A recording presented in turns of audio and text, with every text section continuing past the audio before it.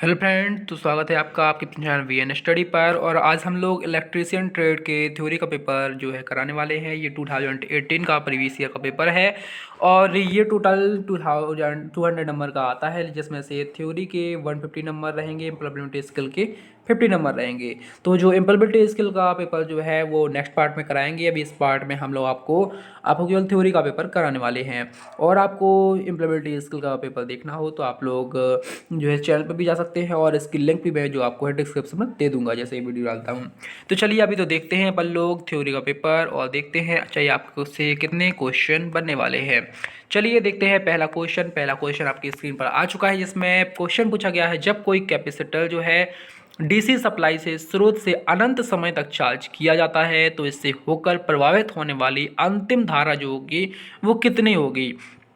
तो यदि आप अनंत समय तक इसको चार्ज करेंगे तो इसमें से अंतिम धारा जो होगी वो जीरो होगी। तो जीरो आपका सही आंसर हो जाएगा। अपने आप मार्क्स भी काउंट करके लिखते जाइएगा ताकि आपको पता चल जाए कि आपके कितने आंसर सही थे। और यदि आप केवल शुरू पहली बार देख रहे हैं तो कोई बात नहीं, आप इसको अच्छे से याद कर लीजिएगा। चलिए सेकंड क्वेश्चन इसमें आपकी स्क्रीन पर ये रहा, जिसमें है इलेक्ट्रॉनिक ग्रेड सोल्डर में टिन और लेड का अनुपात कितना होगा। तो आप सभी को पढ़ाया गया है कि जो सोल्डर होता है उसमें टिन और लेड का जो अनुपात होता है वो 60:40 होता है। कितना होता है? 60:40। तो 60:40 का सही आंसर हो जाएगा। वीडियो पसंद आए तो इसको लाइक शेयर एंड सब्सक्राइब जरूर कीजिएगा। आपको बता दें इस वीडियो को पूरी लास्ट तक देखिए ताकि सारे क्वेश्चन भी कंप्लीट हो जाए, क्योंकि ये प्रीवियस ईयर का पेपर है जिससे ज़्यादा से ज़्यादा क्वेश्चन जो है वो आपके पेपर में आने की संभावना है। और आपके जितने भी दोस्त हों सबको ये शेयर कर दीजिए ताकि सभी लोग इन प्रीवियस ईयर को कंप्लीट करके अच्छे से अच्छे नंबर ले सकें। चलिए देखते हैं थर्ड क्वेश्चन में पूछा गया है सामान्य रूप से बैटरी के डिब्बे किस चीज़ के बने होते हैं। तो जो बैटरी के डिब्बे होते हैं वो आप सभी लोग जाते हैं पॉलीप्रोपाइलीन के बने होते हैं। ठीक है, पॉलीप्रोपाइलीन से एक डिब्बा भरा जाता है, उसके अंदर जो है लिक्विड फॉर्म में हाइड्रोक्लोरिक अम्ल भरा जाता है, फिर इसमें प्लेटें लगी जाती है, इस प्रकार से बैटरी बनाई जाती है। तो ये सब आपने पढ़ा था। आपको ये भी खास कर ध्यान रखना है कि पॉलीप्रोपाइलीन से जो है इसका डिब्बा बना रहता है। चलिए फोर्थ क्वेश्चन की ओर ले चलते हैं। आपको फोर्थ क्वेश्चन में पूछा गया है केबलों में आवरण का उपयोग निम्न में से के लिए किया जाता है। तो किसके लिए किया जाता है? केबल को मजबूती प्रदान करने के लिए, या समुचित इंसुलेशन प्रदान करने के लिए, या केबल के भीतर नमी प्रवेश करने के रोकने के लिए, या लकड़ियों पर संचारण की संभावना प्राप्त करने के लिए। तो आपका जो सही आंसर हो जाएगा वो हो जाएगा केबल को मजबूती प्रदान करने के लिए। तो केबल को मजबूती प्रदान करने के लिए उसके आवरण का जो है प्रयोग किया जाता है। उसमें जब हम आवरण लगाते हैं मतलब जो पीछे आपने देखी नहीं होगी कोई आपकी केबल होगी डोरी जो रहती है वो केबल वाली, उसमें क्या है उसमें बाहर बाहर को एक प्लास्टिक टाइप का आवरण लगाया जाता है, तो वो लगाया जाता है मजबूती प्रदान करने के लिए। चलिए देखते हैं फिफ्थ नंबर क्वेश्चन जिसमें पूछा गया है electrical network fill in the blanks का निर्धारण करता है। तो इस खाली स्थान पे फिल इन द ब्लैंक्स पे आपको बताना है कि क्या भरेंगे आप, प्रतिरोध भरेंगे कि इम्पीडेंस भरेंगे, धारा भरेंगे या वोल्टेज भरेंगे। तो आपको बता दें कि इलेक्ट्रिकल जो नेटवर्क होता है वो धारा का निर्धारण करता है। किसका निर्धारण करता है? धारा का निर्धारण करता है। सी ऑप्शन आपका बिल्कुल सही आंसर हो जाएगा। चलिए देखते हैं सिक्स नंबर क्वेश्चन पूछा गया है एसी अर्थात अल्टरनेटिव करंट जो है सप्लाई में कैपेसिटर का इस्तेमाल निम्न में से किसके लिए किया जाता है। तो जो एसी धारा बहती है उसमें अपन लोग कैपेसिटर जो लगाते हैं उस कैपेसिटर का आखिर क्या कार्य रहता है। तो पावर इंप्रूवमेंट रहता है, पावर फैक्टर इंप्रूवमेंट रहता है, करंट इंप्रूवमेंट रहता है कि वोल्टेज इंप्रूवमेंट रहता है। तो बता दें इसका जो सही आंसर होगा वो होगा पावर फैक्टर इंप्रूवमेंट। तो पावर फैक्टर इंप्रूवमेंट जो है एसी सप्लाई में जो अपन कैपेसिटर नहीं लगाते, कैपेसिटर लगाए थे गोल प्रकार का, तो वो जो लगाया जाता है उसका प्रयोग होता है पावर फैक्टर इंप्रूवमेंट में। ठीक है, चलिए ये तो अपना सिक्स नंबर क्वेश्चन हो गया। सेवन नंबर क्वेश्चन में देखते हैं किस बल में न्यूनतम प्रतिरोध होगा। तो इसमें न्यूनतम प्रतिरोध बताना है कि कौन से में न्यूनतम प्रतिरोध होगा। तो ये आपसे बिल्कुल भी शायद यदि आपको पता हो तो आप लोग इसको पहले लगा सकते हैं, बट सॉरी इसमें पहले से लगा हुआ भी था कि इसका जो आंसर होगा वो डी आंसर होगा, 115 वोल्ट और 100 वाट। ठीक है, जैसे जैसे वोल्टेज का मान घटता जाएगा हमारे जो प्रतिरोध है वो कम होता जाएगा, और जैसे जैसे वाट का मान बढ़ता जाएगा वो प्रतिरोध का मान कम होता जाएगा। मतलब वाट के अपोजिट में प्रतिरोध होता है और वोल्ट के सिंगुलर में जो है वो प्रतिरोध होता है। तो ये चीज़ आपको ध्यान रखना है कि ये सबसे कम वोल्ट होना चाहिए और वाट का मान ज़्यादा होना चाहिए, तो आपका सबसे कम प्रतिरोध लगेगा। चलिए देखते हैं अगला क्वेश्चन, 8वें नंबर क्वेश्चन में इसमें लिखा हुआ है उस फेनोमेनन को क्या कहा जाता है जिसमें इंड्यूस्ड मैग्नेटाइजिंग फोर्स के पीछे होता है। तो इसका क्या सही आंसर होना चाहिए? एडी करंट या हिस्टेरेसिस, रिलक्टेंस या परमियाबिलिटी। ठीक है, तो आपको सही आंसर जो है बताना है, तो इसका आपको बता दें सही आंसर जो होगा वो हिस्टेरिसिस होगा। हिस्टेरिसिस का सही आंसर होता है, इसको फेनोमेनन कहा जाता है। ठीक है, तो चलिए अपन लोग अब देखते हैं नेक्स्ट क्वेश्चन। 9 नंबर क्वेश्चन आ गया है और 9 नंबर के क्वेश्चन में पूछा गया है वे टूल होते हैं जिनका उपयोग ऐसी सीट मेटल की वेल्डिंग के लिए, वेल्डिंग, सीमिंग तथा फॉर्मिंग के लिए किया जाता है जैसे किसी नियमित मशीन के द्वारा नहीं किया जा सकता। तो आपको ऐसे टूल्स का नाम बताना है। तो क्या होगा, स्पेप्स होगा, वाइसेस होगा, स्टेप टैक्स होगा या सेंटर पंच होगा। तो इसका जो सही आंसर होने वाला है वो होगा स्टैक्स। स्टैक्स इसका सही आंसर होगा। स्टैक्स वे टूल होते हैं जिनका उपयोग ऐसी सीट मेटल की वेल्डिंग की सीमित और फार्मिंग के लिए किया जाता है जिसमें किसी नियमित मशीन के द्वारा नहीं किया जाता। चलिए देखते हैं नेक्स्ट क्वेश्चन। अगला क्वेश्चन पूछा गया है फुल वेव रेक्टिफायर्स में प्रत्येक डायोड की current rating DC output current की कितनी होती है।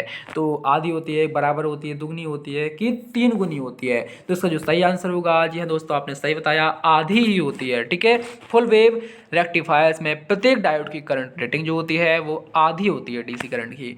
चलिए देखते हैं अगला क्वेश्चन। स्टेयर केस वायरिंग में इस्तेमाल किया जाने वाला स्विच कौन सा होता है। रोटरी स्विच होता है, पुश बटन होता है, 2 वे स्विच होता है, 1 वे स्विच होता है। जिसका आपको सही आंसर बताना है, तो इसका जो सही आंसर हो जाएगा वो स्टेक के केस वायरिंग में जो है इस्तेमाल किया जाता है 2 वे स्विच का। किसका, 2 वे स्विच का इस्तेमाल जो है किया जाता है। वीडियो पसंद आ रही है तो इसको लाइक जरूर कीजिएगा और अपने सभी दोस्तों तक शेयर कीजिएगा, क्योंकि आप ज़्यादा से ज़्यादा लाइक करेंगे तो हम इसके आगे के भी सभी पेपर आपको लाते जाएंगे। चलिए देखते हैं नेक्स्ट क्वेश्चन। जब कोई चुंबकीय रूप से संतृप्त होती है तब चुंबकीय फील्ड स्ट्रेंथ जो है एच का मान क्या होता है, मतलब एच क्या होता है।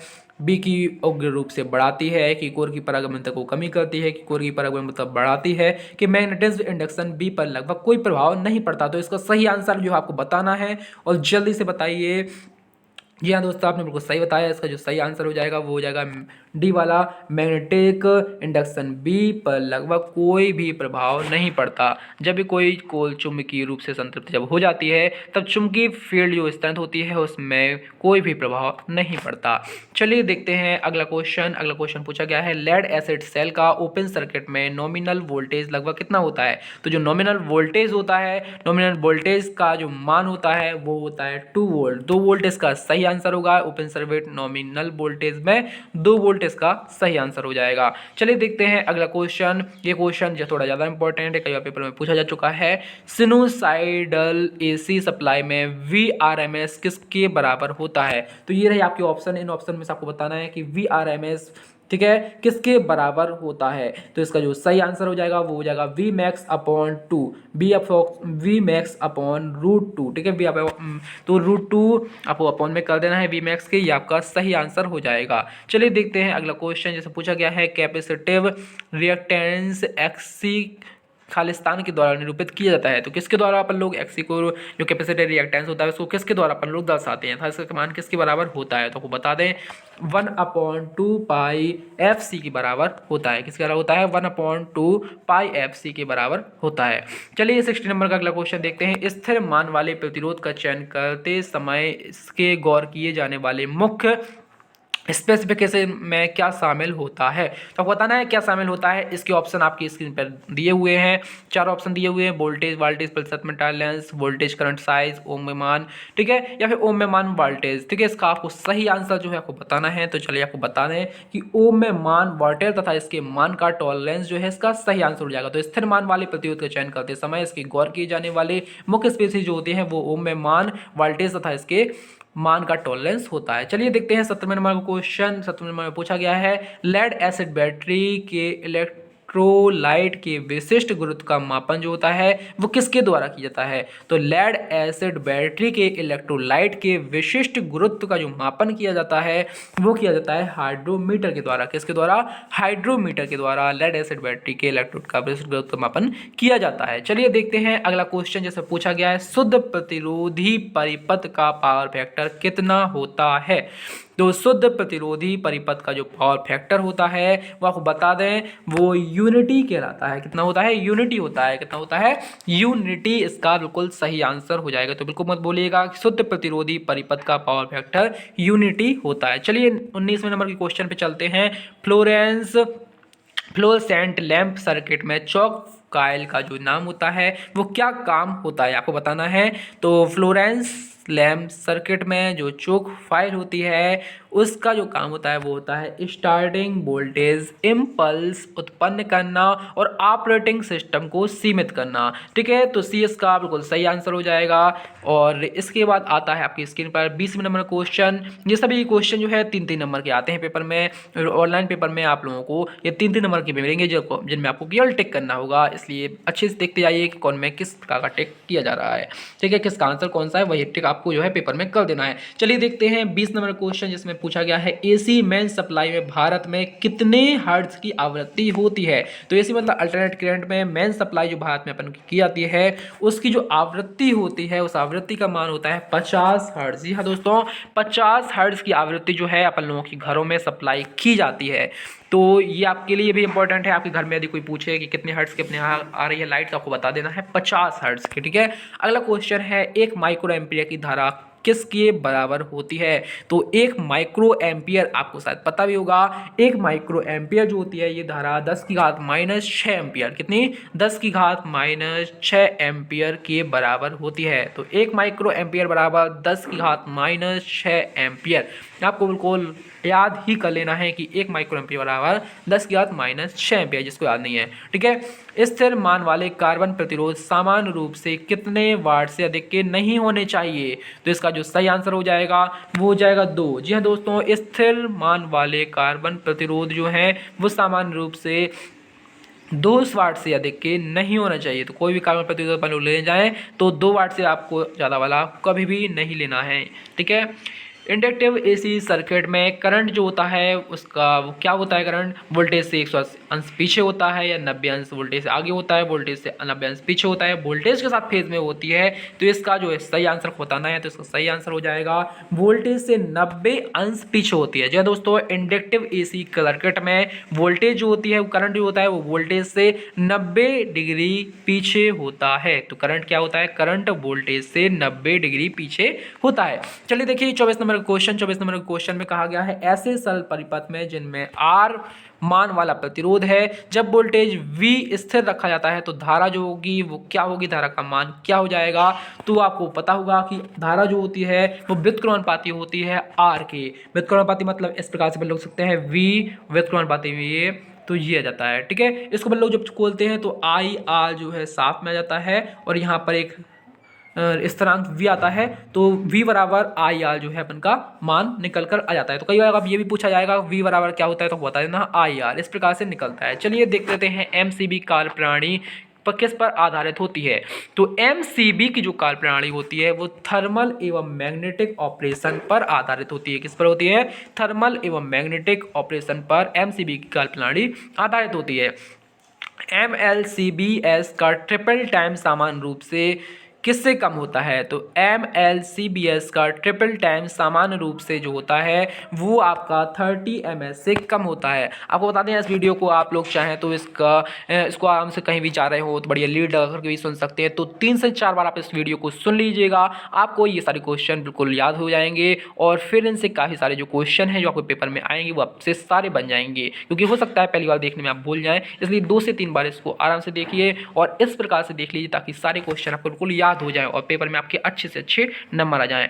तो चलिए इसका जो आंसर है आपको बता दिया है कि ELCB का ट्रिपल टाइम सामान्य रूप जो है वो 30 ms का होता है। चलिए देखते हैं अगला क्वेश्चन जिसमें पूछा गया है 3 फेज AC सप्लाई के स्टार कनेक्शन में लाइन वोल्टेज निम्न में से किसके बराबर होता है। तो 3 फेज AC सर्किट में जो स्टार कनेक्शन होता है वो स्टार कनेक्शन √3 गुणे फेज वोल्टेज के बराबर होता है। किसके बराबर होता है, √3 गुणे फेज वोल्टेज। चलिए देखते हैं अगला क्वेश्चन जिसमें से लिखा हुआ है निम्न में से क्या एक अच्छा इंसुलेटर है। एक अच्छे इंसुलेटर की बात की गई है, तो आपको बता दें कि पोर्सिलीन, जी हाँ दोस्तों, पोर्सिलीन जो है ये एक सबसे अच्छा इंसुलेटर माना जाता है। क्या माना जाता है, सबसे अच्छा इंसुलेटर माना जाता है पोर्सिलीन। निम्न में से क्या एक अच्छा शौचालक है। सबसे अच्छा शौचालक की बात की गई है, तो आपको बता दें कि सबसे अच्छा शौचालक जो होता है, शौचालक मतलब जिससे सबसे अच्छी धारा जो है जा सके, वो कॉपर अर्थात तांबा कहलाता है। तांबा से जो है तांबे की तार यदि आप लगा दें तो सबसे अच्छा शौचालक माना जाता है। एक प्रकार से देखा जाए इन ऑप्शन के तहत। ठीक है, इन ऑप्शन में जो दिया है, वैसे तो सोना सबसे अच्छा शौचालक माना जाता है, लेकिन सोने का उपयोग लोग करते नहीं है कि ये महंगी धातु है। महंगी धातु होने की वजह से सोने का प्रयोग तो नहीं करते हैं, लेकिन जो ऑप्शन दिए हुए हैं इनकी तुलना में अपन देखें तो कॉपर, अपने यहाँ जो तार डले जाते हैं वो कॉपर के ही डले जाते हैं, तो कॉपर का वायर जो होता है सबसे अच्छा सुचालक माना जाता है। चलिए देखते हैं अगला क्वेश्चन। एल्यूमिनियम एनोडाइजिंग में प्रयुक्त होने वाला इलेक्ट्रोडाइड डाइल्यूट खालिस्तान होता है, तो इसका जो सही आंसर होने वाला है वो है सल्फ्यूरिक एसिड। जी हाँ दोस्तों, सल्फ्यूरिक एसिड इसका सही आंसर हो जाएगा। तो सल्फ्यूरिक एसिड इसका सही आंसर हो जाएगा। एल्यूमिनियम एल्यूमाइड में प्रयुक्त होने वाला इलेक्ट्रोडाइल्यूट सल्फ्यूरिक एसिड होता है। चलिए देखते हैं 31वें नंबर क्वेश्चन, जिसमें पूछा गया है धनावेशित आयन क्या कहलाते हैं। तो धनावेशित आयन जो है उनको कहा जाता है क्वेश्चन। क्या कहा जाता है? धनावेशित आयन को क्वेश्चन कहा जाता है। आप कुछ ऑप्शन दिए हुए थे जिसमें से आपको क्वेश्चन पर सही टिक लगाना है। धनावेशित आयन क्या कहलाते हैं? क्वेश्चन कहलाते हैं। चलिए देखते हैं अगला क्वेश्चन। किसी पदार्थ खालिस्तान का वह मात्रा होती है जो इस विलयन से होकर 1 सेकंड के लिए 1 ampere steady current electronic current प्रभावित होने पर इलेक्ट्रोड पर जमा हो जाती है, क्या कहलाती है? तो जी दोस्तों, इसका जो सही आंसर होगा वो हो जाएगा इलेक्ट्रोकेमिकल इक्विवेलेंट की वह मात्रा होती है जिस विलयन से होकर 1 सेकंड के लिए ampere study current electronic current प्रभावित होने पर इलेक्ट्रोड पर जमा हो जाती है। चलिए अगला क्वेश्चन देख लीजिए। खालिस्तान सामान्य रूप से विविधता युक्त प्रतिरोध के तब तक समायोजन द्वारा परिचालन किया जाता है जब तक कि एमीटर में धारा का प्रवाह बंद ना हो जाए। तो चलिए इसका जो सही आंसर होने वाला है वो हो जाएगा व्हीटस्टोन ब्रिज सर्किट। क्या हो जाएगा? व्हीटस्टोन ब्रिज सर्किट जो है सामान्य रूप से विद्युत प्रतिरोध के तहत तब समायोजन द्वारा परिचालन किया जाता है जबकि एम्पीयर में धारा का प्रवाह बंद ना हो जाए। ठीक है, चलिए अपन देखते हैं अगला क्वेश्चन। जैसे पूछा गया है कुछ विशिष्ट मेमोरी सामान्य रूप से इंसुलेटर की तरह व्यवहार करते हैं लेकिन तापीय ऊर्जा द्वारा उपलब्ध कराए गए अधिक संयोजकता इलेक्ट्रॉन जाने देते हैं। ये तत्व जो है क्या कहलाते हैं? तो ये तत्व कहलाते हैं अर्धचालक। जी दोस्तों, जिसको इंग्लिश में सेमीकंडक्टर कहते हैं। ये चालक और अचालक के बीच की कड़ी कहलाती है और इसे अर्धचालक कहते हैं, जो कि ये तत्व के रूप में जाने जाते हैं। तो इसका जो है सही आंसर अर्धचालक अर्थात ऑप्शन ए हो जाएगा। चलिए देखते हैं अगला क्वेश्चन। जैसे पूछा गया है खालिस्तान में एक हैमर फेस होता है जिसे कीलें ठोकने के लिए इस्तेमाल किया जाता है और दूसरी साइड लकड़ी इत्यादि से कीलें निकालने के लिए भी प्रयोग किया जाता है। तो आपने इसको देखा ही होगा और इसका जो सही आंसर हो जाएगा वो हो जाएगा क्लॉ हैमर। जी हाँ दोस्तों, आप टूल्स वाले चैप्टर में जाएंगे, वहाँ पर क्लॉ हैमर का जो है चित्र भी देख सकते हैं। तो वहाँ क्लॉ हैमर का आपको चित्र दिख जाएगा। एक साइड ऐसा मोटा मोटा होता है और दूसरी साइड इसका जो है इस प्रकार से ऐसे पाया जाता है, जहाँ से आप कील निकाल सकते हैं, अपना जो है स्टैंड लगाया जाता है। तो इस प्रकार से ये हैमर पाया जाता है जिससे अपन लोग कील भी निकाल सकते हैं। आपके घर में यहाँ आस-पास भी देखा होगा। तो क्लॉ हैमर से अपन लोग कील भी निकाल सकते हो एक साइड से, वो दूसरी किसी लकड़ी पर कुछ भी अपन लोग कीलें भी ठोक सकते हैं। तो ये क्लॉ हैमर कहलाता है। क्या कहलाता है? क्लॉ हैमर इसका सही आंसर हो जाएगा। चलिए देखते हैं अगला क्वेश्चन, जिसमें पूछा गया है रेजिस्टेंस तथा इंडक्टेंस एलिमेंट वाला electrical component fill in the blanks withdraw करता है। तो क्या विड्रॉ करता है, आपको ये आंसर बताना है। तो इसका जो सही आंसर हो जाएगा वो हो जाएगा लैगिंग पीएफ करंट। जी दोस्तों, पीएफ करंट इसका सही आंसर हो जाएगा। अगला क्वेश्चन है अल्टरनेटिव क्वांटिटी एवं टाइम के मध्य को ग्राफ को क्या कहा जाता है। तो इसके मध्य जो बनता है ग्राफ, अल्टरनेटिव क्वांटिटी और टाइम, इनके बीच में जो ग्राफ बनता है उसको बताना है आपको। उस ग्राफ का नाम क्या है? तो इसका जो नाम होता है वो नाम हो जाएगा वेवकॉम। ये दोस्तों वेवकॉम जो है ग्राफ, इसको कहा जाता है। तो अब ध्यान रख लीजिएगा, वेवकॉम ग्राफ में क्या होता है? अल्टरनेटिव क्वांटिटी और टाइम, इन दोनों के बीच में बनता है। मतलब एक साइड अपनी अल्टरनेटिव क्वांटिटी रहेगी और दूसरी तरफ टाइम रहेगा। तो इस प्रकार से जो है अपन का ये ग्राफ बन जाएगा। इस साइड ये लिखा रहेगा, ठीक है। तो इस प्रकार से अपना ये ग्राफ बन जाएगा जिसको अपन कहते हैं वेवकॉम ग्राफ। चलिए देखते हैं अगला क्वेश्चन आपके सामने आ गया है, जिसमें पूछा गया है कैपेसिटिव रिएक्टेंस जो है इस क्या होता है? फ्रिक्वेंसी बढ़ाने के साथ घटता है कि केवल सीरीज सर्किट में लगाया जाता है, फ्रिक्वेंसी बढ़ाने के साथ बढ़ता जाता है, समय स्थिरांक के साथ एक साथ जैसा रहता है, तो क्या रहता है आखिर? तो इसका जो सही आंसर हो जाएगा वो हो जाएगा फ्रिक्वेंसी बढ़ने के साथ साथ घटता जाता है। जैसे जैसे फ्रिक्वेंसी बढ़ेगी और कैपेसिटिव रिएक्टेंस घटेगा। तो कैपेसिटेड रिएक्टेंस जो होता है फ्रीक्वेंसी बढ़ाने के साथ साथ घटता जाता है। चलिए देखिए अगला क्वेश्चन। शुद्ध सिलिकॉन क्रिस्टल एटॉम्स में सहसंयोजी आबंध के परिणाम स्वरूप कितने संयोजकता इलेक्ट्रॉन होते हैं? तो इलेक्ट्रॉन की संख्या इसमें जो है आपको बतानी थी। तो इसका जो सही आंसर हो जाएगा वो हो जाएगा 8। यह दोस्तों 8 संयोजकता इलेक्ट्रॉन जो है इसमें होते हैं। शुद्ध सिलिकॉन जो क्रिस्टल होता है उसमें सहसंयोजी आबंध के परिणाम स्वरूप 8 संयोजकता इलेक्ट्रॉन जो है वो पाए जाते हैं। चलिए देखते हैं अगला क्वेश्चन जो है 40वें नंबर का क्वेश्चन। क्वेश्चन, और ये भी 3-3 नंबर के सवाल सारे आए हैं, जिसमें पूछा गया है घरेलू कनेक्शन में सब सर्किट के इलेक्ट्रिकल शॉर्ट सर्किट होने पर, यदि इलेक्ट्रिकल शॉर्ट सर्किट होता है तो हमको क्या करना चाहिए। तो आपको इसका जो सही आंसर हो जाएगा वो है, सबसे पहले आपको पावर स्विच जो सप्लाई हो रही है घर पे, उस सप्लाई को तुरंत बंद कर देना चाहिए। शॉर्ट सर्किट हुआ है तो हो सकता है आग लग जाए, और आग लगने के कारण क्या है वो आग फैल जाएगी जब तक उसमें करंट सप्लाई हो रहा होगा। तो सबसे पहले तुरंत आपको जाना है जहां से मेन स्विच है, मेन स्विच को तुरंत नीचे कर देना है और पावर सप्लाई आपको बंद कर देना है। उसके बाद आपको आग बुझाने का प्रयास करना है। चलिए देखते हैं 41वें नंबर क्वेश्चन, जैसे पूछा गया है इलेक्ट्रीशियन को जीवित तार पर कार्य करते समय खालिस्तान का उपयोग करना चाहिए। तो जीवित तार मतलब जिसमें करंट सप्लाई हो रही है, ऐसे तार को जीवित तार कहते हैं। और ऐसे में हमको क्या करना चाहिए, हमको दस्ताने का प्रयोग करना चाहिए। तो घड़ी आप क्यों पहनेंगे, तो घड़ी से तो ना कुछ मिलने वाला है। हेलमेट तो आपको सिर की सुरक्षा करता है, चश्मे आपकी आंखों की सुरक्षा करता है, लेकिन आप हाथ से पकड़ेंगे, इसलिए जिस तार में करंट है उसके लिए आपको दस्ताने का प्रयोग ही करना होगा। चलिए देखते हैं अगला क्वेश्चन, जैसे पूछा गया किसी पीड़ित को इलेक्ट्रिकल शॉक से बचाने के लिए इनमें से किसका उपयोग किया जाता है। जैसे किसी को इलेक्ट्रिकल शॉक लग रहा है, उससे बचाने के लिए हमें कौन सी छड़ लेना चाहिए। तो आपको बता दें कि हमको लकड़ी की छड़ लेना चाहिए। जी दोस्तों, आपने सुना भी होगा लकड़ी की डंडे से कोई लोग उनको हटाते हैं जिसको धोखे से करंट लगने लगता है। यदि आप लोहे से लगाएंगे तो उसको खुद करंट लगेगा। तांबा भी जो है एक प्रकार से इसमें लाइट जाती प्रभावित होती है, तो फिर उसको भी करंट लगने लगा जो हटाएगा। एल्यूमिनियम से भी लाइट प्रभावित होती है। तो सही मतलब इन तीनों में से यदि कोई लेगा तो उसको खुद भी करंट लगने लगा। लेकिन लकड़ी एक ऐसी अचालक धातु है जिससे जो है करंट प्रभावित नहीं होता है, इसलिए उसको कुछ नहीं होगा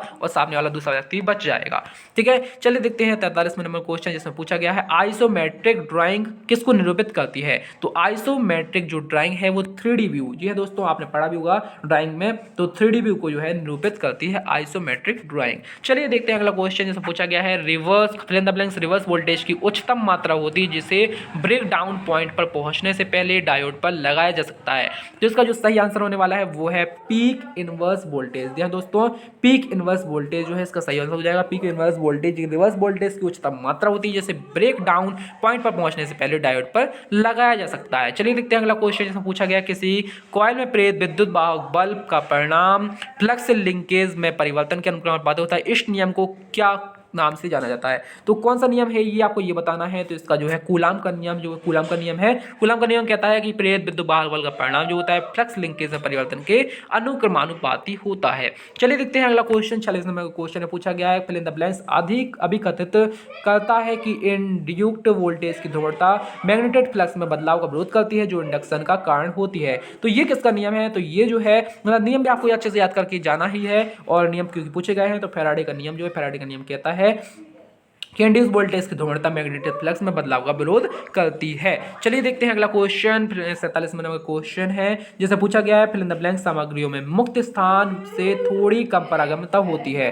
तो इसका जो सही आंसर हो जाएगा वो हो जाएगा आपका डायोमैग्नेटिक। तो डायोमैग्नेटिक सामग्रियों में युक्त मुक्त स्थान में थोड़ी कम परागम्यता होती है। चलिए अगला क्वेश्चन देखिए, fill in the blanks magnetic material की विशेषता होती है कि जो इसमें मैग्नेटिक फ्लक्स बनने का विरोध करती है। तो इसका जो सही आंसर होने वाला है वो है रिलक्टेंट। यह दोस्तों रिलक्टेंट मैग्नेटिक मटेरियल की विशेषता होती है जो इसमें मैग्नेटिक फ्लक्स बनाने का विरोध करती है। देखिए अगला क्वेश्चन, जैसे पूछा गया फ्लक्स डेंसिटी का मापन किसमें किया जाता है। तो फ्लक्स डेंसिटी का जो मापन है वो टेस्ला में किया जाता है। किसमें किया जाता है। फ्लक्स डेंसिटी की जो मापन करते हैं तो उसको अपन लोग टेस्ला में दर्शाते हैं, टेस्ला में दर्शाते हैं। और अगला क्वेश्चन जो है लास्ट क्वेश्चन है, उसमें पूछा गया है ट्रांसफार्मर का नो लोड पीएफ लगभग कितना होता है। तो ट्रांसफार्मर का जो नो लोड होता है वो उस पीएफ का मान 0.2 लैगिंग के बराबर होता है। किसके बराबर होता है। 0.2 लैगिंग के बराबर होता है। इस प्रकार आपके सारे क्वेश्चन हो चुके हैं, 50 क्वेश्चन हो चुके हैं। यदि आप सारे क्वेश्चन कंप्लीट कर लेते हैं तो इससे काफ़ी क्वेश्चन जो है आपके इस पेपर में आने वाले हैं। और इसी प्रकार मैं आगे के पेपरों को भी इसमें जो है डालूंगा। और इसके अभी इलेक्ट्रीशियन हो गया है, एम्प्लॉयबिलिटी स्किल भी डाल दूंगा। आप चाहेंगे तो वर्कआउट कैलकुलेशन या फिर रीजन ड्राइंग भी डाल दूंगा। तो इस प्रकार से मैं ये डाल दूंगा। और साथ में अभी 2018 का है और फिर जो आगे पेपर हुए हैं वो भी सारे आपको प्रोवाइड करा दूंगा। तो यदि आप इस चैनल में नए हैं तो हमारे चैनल को सब्सक्राइब जरूर कर लीजिएगा ताकि आगे आने वाली नोटिफिकेशन आपको मिल सके। नोटिफिकेशन को भी ऑन कर लीजिएगा ताकि जैसे ही मैं नया पेपर डालता हूँ आप तुरंत आपके पास मैसेज आ जाए और आपको पता चल जाए ताकि आप तुरंत उसको देख सकें। चलिए मिलते हैं एक नई वीडियो के साथ, तब तक के लिए धन्यवाद।